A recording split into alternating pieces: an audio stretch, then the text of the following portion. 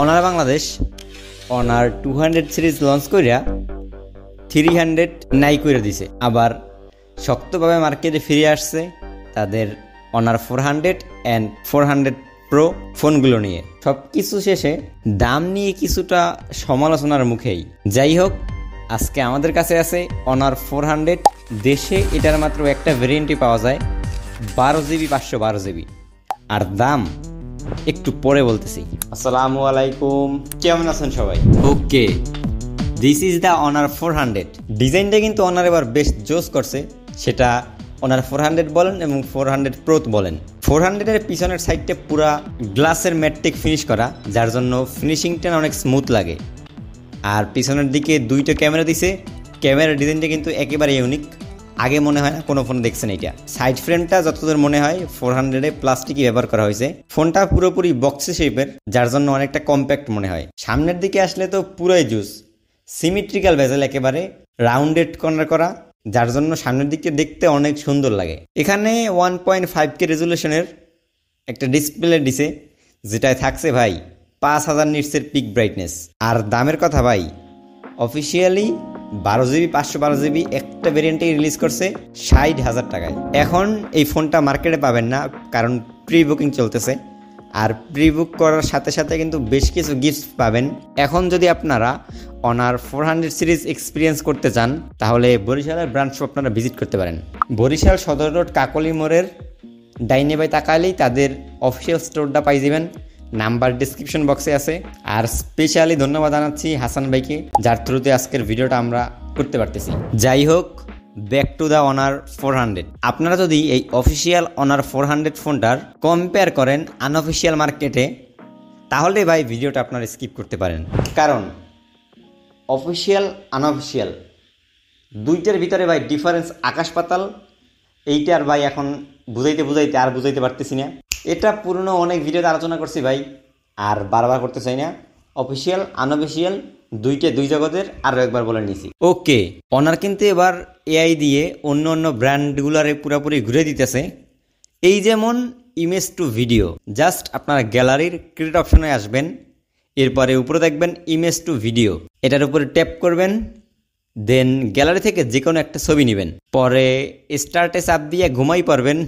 মানে কিছুটা সময় দিতে হবে, একটু লম্বা প্রসেস আর কি। আমরা এই ছবিটা দিছিলাম, এই ছবিটা থেকে এরকম একটা ভিডিও বানাই দিছে। আর এছাড়া তাদের পিনস টু ড্রপ, এই ফিচারটা আমার কাছে জোস লাগছে।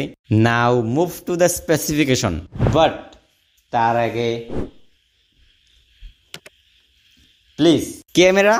ইয়েস, অনার কিন্তু 200 সিরিজ দিয়া মার্কেট কাঁপাই দিছিল শুধুমাত্র তার ক্যামেরা দিয়া ভাই। এটাও তার ব্যতিক্রম নয়। 200 মেগাপিক্সেলের মেইন সেন্সর দিছে, যেটা হচ্ছে স্যামসাংয়ের HP3 সেন্সর, আর এটার সাইজ হচ্ছে 1/14 ইঞ্চ। থাকছে ওআইএস দিছে অ্যাপারচার f1.9, আপনি সর্বোচ্চ 4K, আর 12 মেগাপিক্সেলের একটা আলট্রা সেন্সর দিছে, যেটা মোটামুটি চলে আর কি।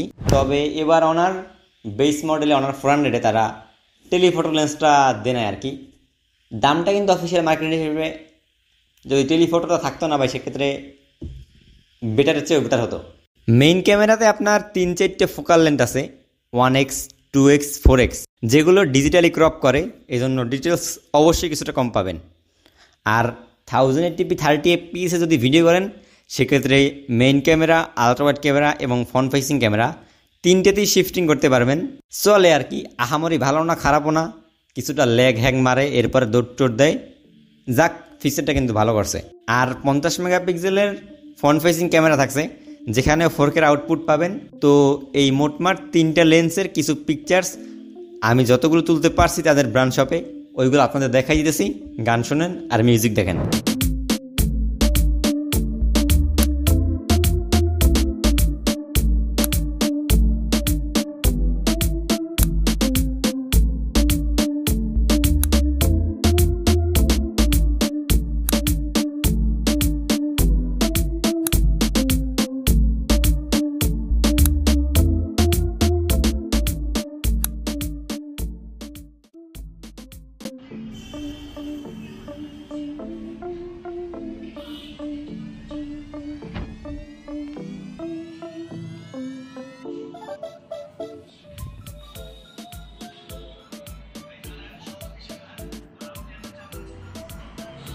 অ্যান্ড এই ফোনটার যদি আপনার কিছু স্পেশালিটি বলি, যেমন এটাতে আপনার থাকছে dual stereo speaker, sound quality base, compact phone মোটামুটি ঠিকঠাক আছে।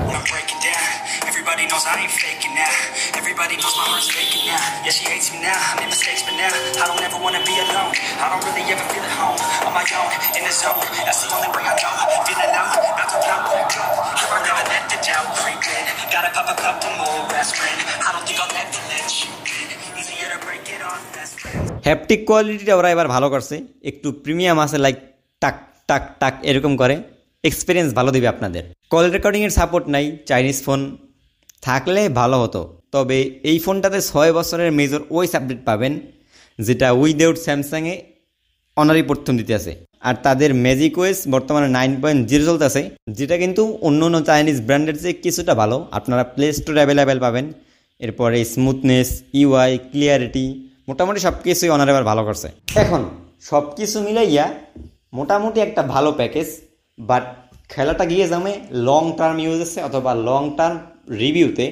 আর যেহেতু আমি যাদের ব্র্যান্ড শপে গিয়ে ভিডিওটা করছি, হয়তো ঘন্টাখানেকের মতো ছিলাম, তো ফোনটার ইনিশিয়াল ইমপ্রেশন জাস্ট ওইভাবে বলতে পারি। কিন্তু আপনি যদি বলেন যে gaming experience, camera experience, heating issue, এছাড়া টুকটাক বাক্স, এইসব জিনিসগুলো আসলে ধরা মুশকিল। তো অনার থেকে যদি কেউ দেখে থাকেন ভাই, একটা পাঠানোর ব্যবস্থা করেন। স্ন্যাপড্রাগন 7 Gen 3 দিছে, এই বাজেটে আনঅফিসিয়াল মার্কেটের সাথে কম্পেয়ার করবেন না।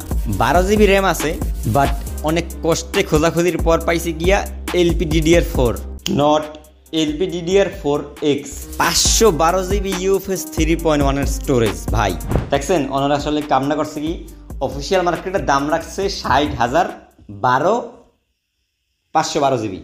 এইখানে যদি ওরা 256 GB একটা ভ্যারিয়েন্ট বাড়ি করতো, আর দাম 52, 50, 53 ভিতরে রাখা যেত ভাই, বেস্ট একটা দিলেই তো।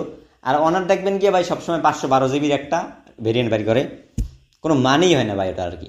সফটওয়্যারে ম্যাজিক ওএস 9 এর সাথে চলতেছে অ্যান্ড্রয়েড ভার্সন 15, 6 বছরের মেজর ওএস আপডেট দিবে বলছে অনার, বাট ভবিষ্যতের কথা ভবিষ্যতেই দেখা যাবে। আর ওদের অনার সফটওয়্যারে কিন্তু প্লে স্টোর আছে, তো আবার কেউ ভাববেন না ব্যান্ডটান এরকম কিছু। ইনিশিয়ালি 7 Gen 3 পারফরমেন্সটা ভাই কীভাবে বলবো, কোনো রকম গেমিং এক্সপিরিয়েন্স করতে পারি নাই, বা আহামরি কোনো হেভি লোডিং নিতে পারি নাই। তবে রেগুলার ডেইলি বেসিসে আপনারা যদি অনারের ফোনগুলো দেখেন, তারা কিন্তু ক্যামেরা সেন্ট্রিক ফোন বানায়, তো ওই দিক থেকে পারফরমেন্সে কিছুটা তাদের কম্প্রোমাইজ থাকে। কিন্তু 7 Gen 3 যে আপনার একেবারে চলবেই না এরকম কিছু না, এনতুতু বেঞ্চমার্কও মোটামুটি বেশ ভালোই আসে। মানে তাদের সফটওয়্যারটা যেহেতু অপটিমাইজ করা, আপনারা ডেইলি লাইফে ওটা থেকে ওরকম হ্যাংল্যাক পাবেন না। তবে যেহেতু লং টার্ম ইউজ করতে পারি নাই, সেক্ষেত্রে বলাটা কিছুটা মুশকিল। আর অনার কিন্তু ভাই ডিসপ্লেটা কিন্তু মাথা নষ্ট করছে, স্পেশালি অনার 400 সিরিজে। 400-এ তারা কার্ভ ডিসপ্লে রাখে নাই, যেটাও ভালো করছে। আপনার ডিসপ্লেটা কিন্তু হইতেছে গিয়া 1.5K রেজুলেশনের 120 Hz একটা প্যানেল, যেটাতে আপনার 1.7 বিলিয়ন কালার সাপোর্ট থাকছে, 464 PPI ডেন্সিটি থাকছে, যার জন্য ডিসপ্লেটা অনেক শার্প। কিন্তু কথা হইল ডিসপ্লেটা কেমন, ডিসপ্লেটার কালার, শার্পনেস, অ্যাকুরেন্সি যথেষ্টই ভালো। কারণ আপনি যখন ডিসপ্লেটা সামনের দিক থেকে দেখবেন ভাই, একেবারে চোখের দেখাই ভাল লাগে যাইবে।